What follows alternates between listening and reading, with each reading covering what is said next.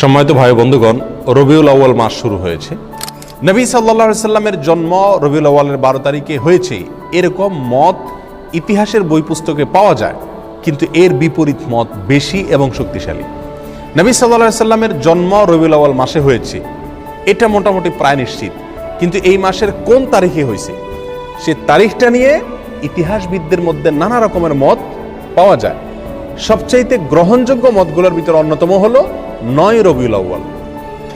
একেবারে সিরাতে ইবনে হিশাম থেকে নিয়ে রাহিকুল মখতুম পর্যন্ত হাল আমলের নবী সাল্লাল্লাহু আলাইহি সাল্লামের জীবনী, তার জীবন আদর্শের উপরে, তার জীবন চরিত্রের উপরে যত গ্রন্থ রচিত হয়েছে, তার জন্ম বৃত্তান্ত, তার জন্মের তারিখ নিয়ে যত বিশ্লেষণ আছে, তার সবগুলোকে যদি আপনি অ্যানালাইসিস করেন তাহলে দেখবেন যে মোটামুটি রবিউল আউয়াল মাসের 9 তারিখ, 11 তারিখ, 12 তারিখ, বিভিন্ন তারিখ ইতিহাসের কিতাবগুলোতে আসছে।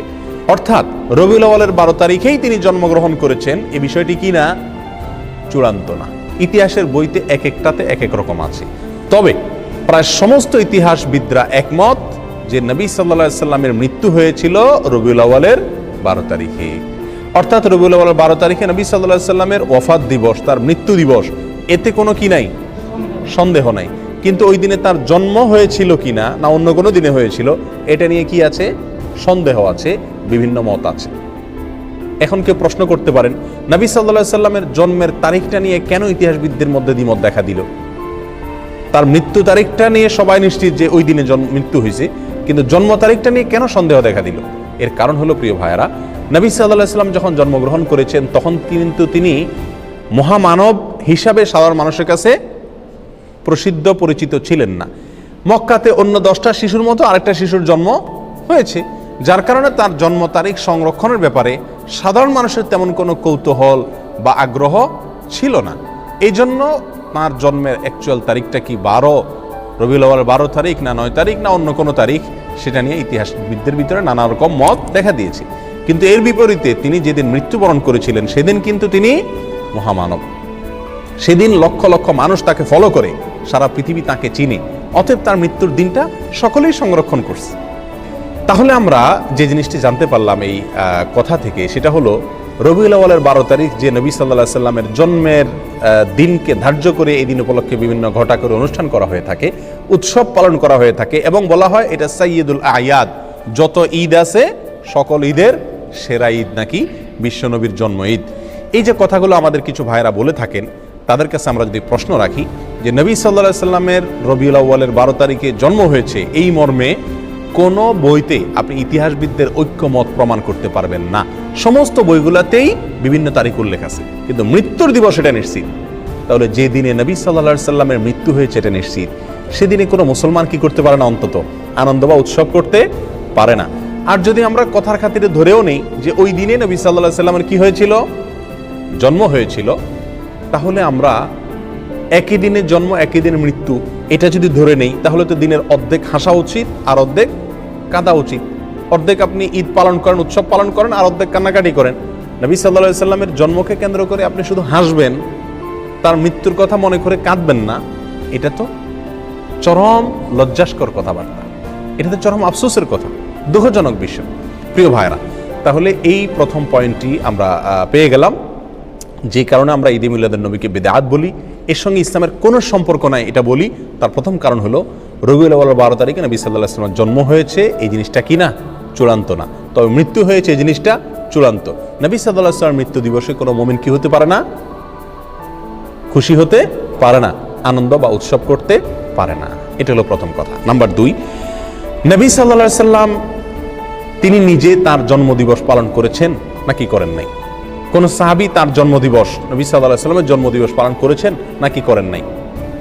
এবং বড় বড় সাহাবী, সিনিয়র সাহাবী যারা খোলাফা রাশেদা সহ অন্যান্য যারা ছিলেন, তারা সকলে, তাদের পরবর্তীতে তাবিন, তাবিন, কেউ কি কোনো কালে 3টি 70 যুগের কোনো কালে কি এই নবী সাল্লাল্লাহু আলাইহি ওয়াসাল্লামের জন্মের তারিখ উপলক্ষে কোনো উৎসব করা, ফুর্তি করা, অনুষ্ঠান করার কোনো প্রথা, রেওয়াজ, সিস্টেম সেই সমস্ত যুগে ছিল কিনা?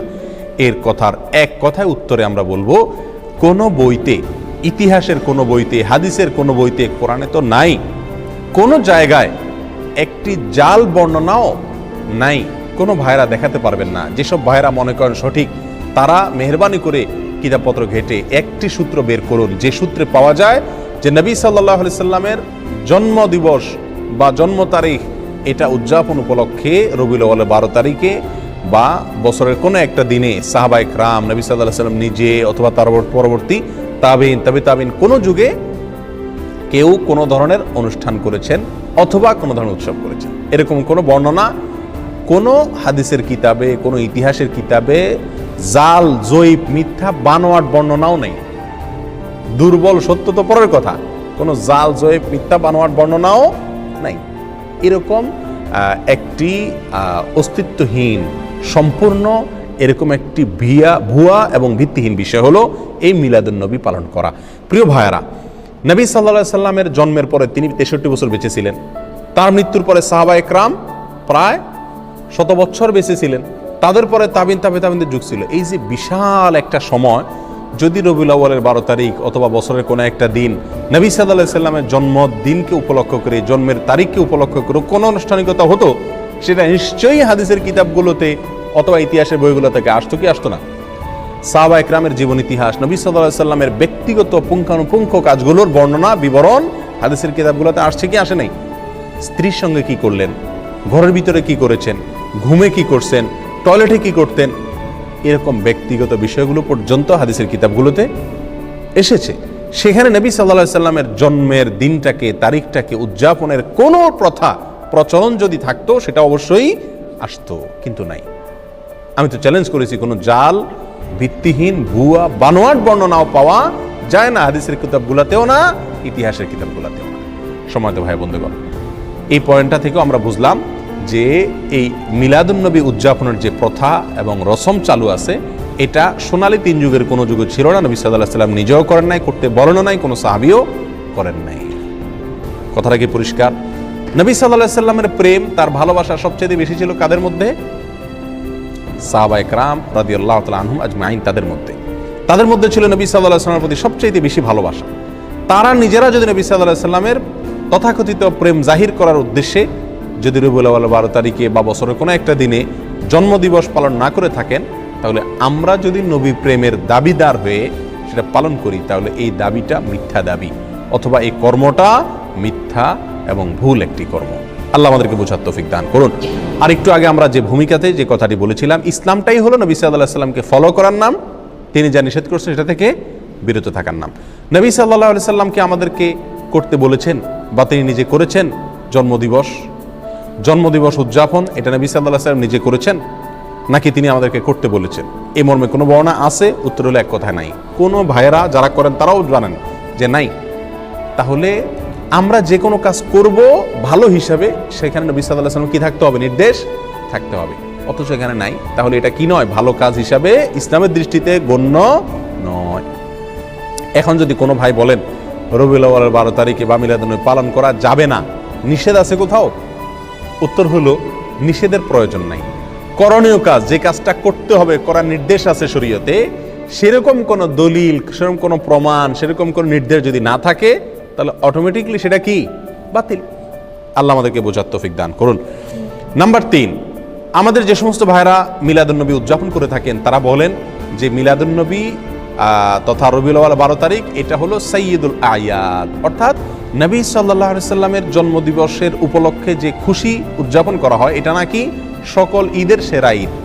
অর্থাৎ বছরে 2টা ঈদ আছে, এছাড়া আরো যত ঈদ উৎসব ফুর্তি হতে পারে, সমস্ত ঈদ উৎসব ফুর্তির ভিতরে সবচেয়ে বড় ফুর্তি, সকল ঈদের শ্রেষ্ঠ সেরা ঈদ নাকি মিলাদুন নবীর ঈদ। সেসব ভাইদের কাছে আমরা প্রশ্ন রেখে বলতে পারি যে শরীয়তে 2টা ঈদ আছে। নবী সাল্লাল্লাহু আলাইহি সাল্লাম আমাদের জন্য 2টা ঈদ রেখে গেছেন, একটা ঈদুল ফিতর আর একটা ঈদুল আজহা। এর বাইরে আরেকটা ঈদ আছে, সেটা হলো যে সাপ্তাহিক ঈদ, শুক্রবারের দিন। এটাকে কোনো কোনো হাদিসে ঈদের দিন বলা হয়েছে, সপ্তাহের ঈদের দিন, গরিবের ঈদের দিন ইত্যাদি বলা হয়েছে। তাহলে শুক্রবার সাপ্তাহিক আর এছাড়া বাৎসরিক 2টি ঈদ, ঈদুল ফিতর, ঈদুল আজহা, দোনো ঈদে কি আছে? ঈদের নামাজ আছে, ঈদের নামাজ আছে, নবী সাল্লাল্লাহু আলাইহি সাল্লাম পড়েছেন। তাহলে এই রবিউল আউয়াল 12 তারিখকে যারা ঈদের দিন বলেন, শুধু ঈদের দিন না, সকল ঈদের সেরা ঈদ বলেন, তাদের কাছে আমাদের প্রশ্ন হলো এই ঈদের নামাজ কয়টা বাজে পড়ায়? দোনো ঈদের একটা নামাজ আছে কিনা? এমনকি শুক্রবারেরও কি আছে? জুমার নামাজ, বিশেষ নামাজ আছে। তার রবিউল আউয়াল 12 তারিখ যদি ঈদের দিন হয়, এটা যদি উৎসবের দিন হয়, নবী জন্মের আনন্দের দিন হয়, এটা যদি সকল ঈদের সেরা ঈদ হয়, তাহলে তো এখানে নামাজ আরো বেশি থাকার কথা নাকি? এই ঈদের দিনের নামাজ কই?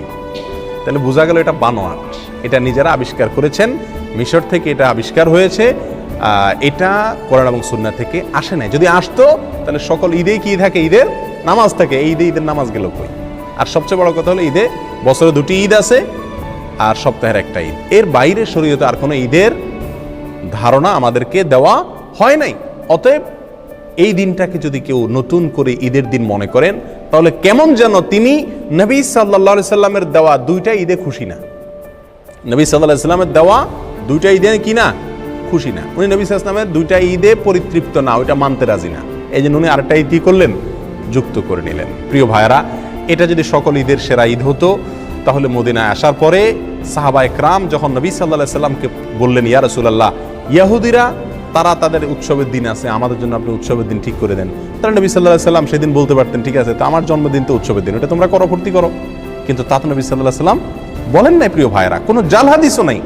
তাহলে বোঝা গেল যে এই তথাকথিত নবী জন্মের আনন্দ উদযাপন করা, এই আনন্দ উদযাপন করা, এটা শরীয়তের ভিতরে আরেকটা ঈদ যুক্ত করা হয়। আর এটা কি বলা হয়? বিদআত। এটা কি বলা হয়? কি? বিদআত। নবী সাল্লাল্লাহু আলাইহি সাল্লাম আমাদেরকে বলেছেন, মান আহদাসা ফি আমরিনা হাযা মা লাইসা মিনহু ফাহুয়া রাদ। যে ব্যক্তি আমাদের দিনের ভিতরে নতুন কোনো কিছু সৃষ্টি করবে, আবিষ্কার করবে, নতুন কোনো কিছু যোগ করবে, সেটা প্রত্যাখ্যানযোগ্য, বাতিল, সেটা গ্রহণযোগ্য নয়। অন্য হাদিসে আসছে নবী সাল্লাল্লাহু আলাইহি সাল্লাম বলেছেন, ইয়াকুম ওয়া মুহদাসাতিল উমুর ফাইন্না কুল্লা মুহদাসাতিন বিদআহ ওয়া কুল্লু বিদআতিন দালালাহ ওয়া কুল্লু দালালাতিন ফিন্নার। তোমরা সকল নতুন আবিষ্কার থেকে বেঁচে থাকবে। নতুন যত আবিষ্কার আছে ইসলামের নামে, দ্বীনের নামে, সেগুলো সবগুলো বিদআত, আর সকল বিদআত এর ঠিকানা হলো কি? জাহান্নাম। প্রিয় ভাইরা, তাহলে নবী সাল্লাল্লাহু আলাইহি সাল্লাম আমাদেরকে 2টি ঈদ দিয়ে গেছেন। আমরা যদি আরেকটা ঈদের আবিষ্কার করি, সেটা যত সৎ উদ্দেশ্যেই করি, যত ভালো উদ্দেশ্যেই করি না কেন, ভালো তো সেটাই যেটা নবী সাল্লাল্লাহু আলাইহি সাল্লাম আমাদেরকে ভালো হিসাবে বলে গেছেন, করে গেছেন। আর নতুন কোনো যদি ভালো আমরা যোগ করি, আবিষ্কার করি, যুক্ত করি, তাহলে সেটাকে বলা হয় কি? বেদাত। বেদাত কি জিনিস?